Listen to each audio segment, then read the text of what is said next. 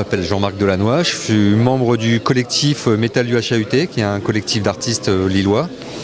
Et avec mon collègue Antoine, depuis une dizaine d'années, on travaille sur de la technologie en fait, pour nos propres spectacles.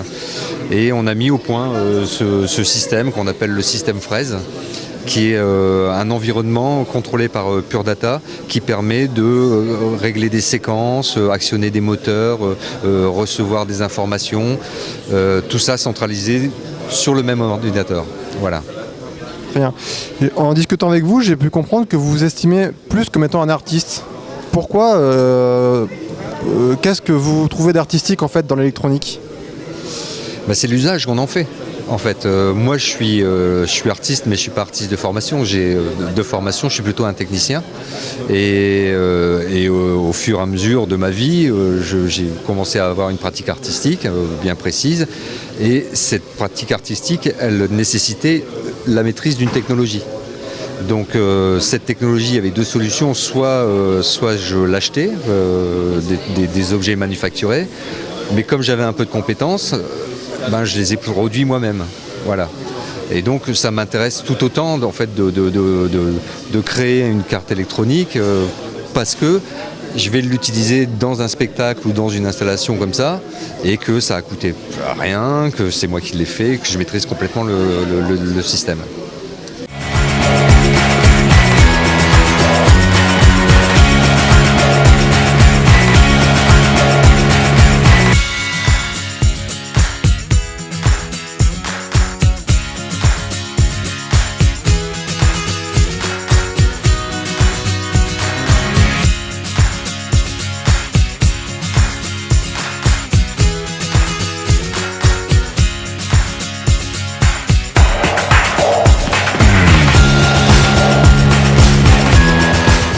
Je me trouve en présence de Daou qui est pilote de drone et qui fait partie du groupe de la CDP. Est-ce que tu peux nous présenter un petit peu ? Alors la team CDP, c'est un regroupement de pilotes de la région lilloise, donc de pilotes en vol en immersion, donc avec un drone. Je vais m'équiper du drone, un drone et un masque, celui-ci. Donc le drone comporte une petite caméra vidéo qui va capter le son et retranscrire l'image en direct sur le masque ici, que l'on pose sur les yeux pour la vue en immersion. Alors beaucoup apparentent ça à de la réalité augmentée, alors que c'est pas du tout de la réalité augmentée. C'est vraiment du pilotage. Donc on interagit avec le drone via la radiocommande, décidément, via la radiocommande qui est là. Ouais. Et ça fonctionne comme les manettes de jeux vidéo. C'est qu'on prend le contrôle du véhicule et on parcourt des sites en mode course ou en mode freeride, des sites, des lieux industriels abandonnés, etc. Entre copains pour se faire la course ou faire des figures aériennes. Voilà. Donc je me trouve en présence d'Experiment Boy à la Maker Faire de Lille. Donc bonjour à toi. Salut, merci. Je voudrais te demander, qu'est-ce qui t'a poussé à écrire ce livre ? Alors, c'est l'éditeur qui m'a contacté en fait dans la proposition de me dire tiens, est-ce que ça te dirait de faire un livre de science ? Donc là je me suis dit ouais cool, c'est quand même une belle opportunité de changer un petit peu de format et d'avoir quelque chose de nouveau.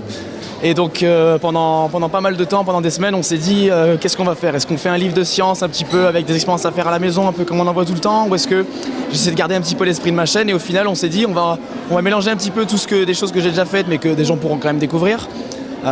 Et des nouvelles expériences. Donc on essaie de garder un petit peu le format qui est science, expérience, fun. Donc c'est expliquer des phénomènes au travers d'expériences bien précises. Et puis au final voilà, c'est le plaisir de se dire tiens, il y a des gens qui vont découvrir des choses, ça va les motiver, leur donner envie de faire de la science quoi. Et quel est ton avis sur la vulgarisation scientifique sur YouTube ? Il n'y en a pas assez. Il n'y en a pas assez. Et surtout, il n'y a pas assez de filles qui en font. C'est un milieu très masculin dans le sens où Internet c'est un milieu assez macho, ça on le sait déjà. Mais il y a de plus en plus quand même de vulgarisateurs, que ce soit Léo Grasset, Bruce Banamran, tout ça. Il y a de plus en plus de monde qui font des contenus très variés. Donc ça c'est bien. Je trouve que ce soit biologie, maths, histoire, maintenant on trouve de tout. Donc ça c'est vraiment très chouette, mais il en manque encore, il en faut de plus en plus et c'est bien que c'est en train de venir. Tout ce qui est gaming, divertissement, c'est en train de se tasser un petit peu, les gens se disent bon on veut quand même passer à autre chose. Donc c'est bien, là c'est en train de bien se développer. Mais il manque des choses qui punchent un petit peu, mais ça c'est bien, c'est en train de venir. Ouais. Alors moi je présente le projet InMove, qui est un robot entièrement imprimé en 3D. Et ce robot est accessible en open source sur le site et vous pouvez donc télécharger chaque fichier du robot pour reproduire votre propre robot chez vous. Que ce soit un robot, une prothèse, une tête avec des caméras à l'intérieur, ça permet de faire tout un panel de projets en robotique, en prothèse également, mais surtout dans des écoles, des universités, dans des Fab Labs, Hackerspace et autres. Alors c'est intéressant parce qu'à la base, vous m'aviez raconté que vous n'étiez pas formé à faire des robots. Oui, en fait, moi je suis sculpteur designer à la base, c'est-à-dire que je fabrique des objets pour des grandes marques. Entre autres, un objet que vous connaissez peut-être, c'est Nature et Découverte, c'est les magasins Nature et Découverte. J'ai fait le logo qui se trouve à l'entrée. La tortue avec la sphère, c'est un logo que j'ai fait il y a une trentaine d'années. Donc c'est des objets que je fabrique et je suis pas du tout j'étais pas dans la robotique. Jusqu'au jour où on m'a demandé de créer une prothèse futuriste pour une campagne publicitaire d'une marque automobile française. Et j'ai fait un devis, j'étais trop cher, le travail ne s'est pas fait. Par contre, je venais d'acheter une toute petite imprimante 3D et je me suis dit, voilà, avec une imprimante 3D, on pourrait faire une prothèse qui n'a jamais été faite avant, futuriste. Et c'est comme ça que ça a démarré. J'ai regardé sur Internet, ça n'avait jamais été fait. Il n'y avait pas de prothèse à ce moment-là open source imprimée en 3D. Donc j'ai fait cette première main. Et une fois que je l'avais faite, je l'ai partagée sur Internet. Parce que ça fait très longtemps que j'utilise Linux, que j'utilise des systèmes open source, comme Blender, qui est mon logiciel de modélisation en 3D. Et donc j'ai mis cette main sur Internet, sur un site qui s'appelle Thingiverse. En français, c'est Thingiverse. Et donc ça a permis à toutes sortes de personnes et d'associations de télécharger les fichiers, de créer leur propre prothèse imprimée en 3D. Bonjour, je m'appelle Eric Zerman et je fais partie du collectif d'art contemporain N2U, N2U. Nous avons été invités à la Maker Faire de Lille pour représenter notre spectacle, notre performance Anthropomorphing, qui est un spectacle qui parle de la création d'une invention par un inventeur un peu fou, un espèce de petit Steve Jobs, et pour qui ça va très très mal finir. Donc on a mis 3 mois pour réaliser cette performance. D'abord on a travaillé sur la création visuelle, tous les graphiques.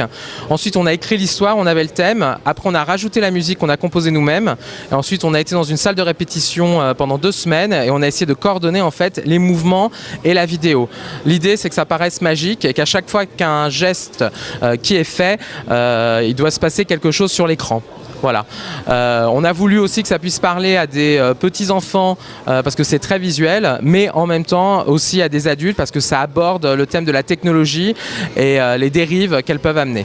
En fait, c'est lors d'une exposition, on nous a demandé en fait de faire une thématique autour du feu. Donc l'idée nous est venue de Prométhée, qui est l'inventeur du feu, et ensuite on avait regardé un documentaire sur Google qui veut que l'homme vive 600 ans, ce qui est une pure folie, vu que déjà on a des problèmes d'un point de vue écologique. Et donc ça nous a donné cette idée-là du savant fou. Et on s'est beaucoup inspiré en fait des conférences de Steve Jobs. On a presque recopié le texte mot pour mot.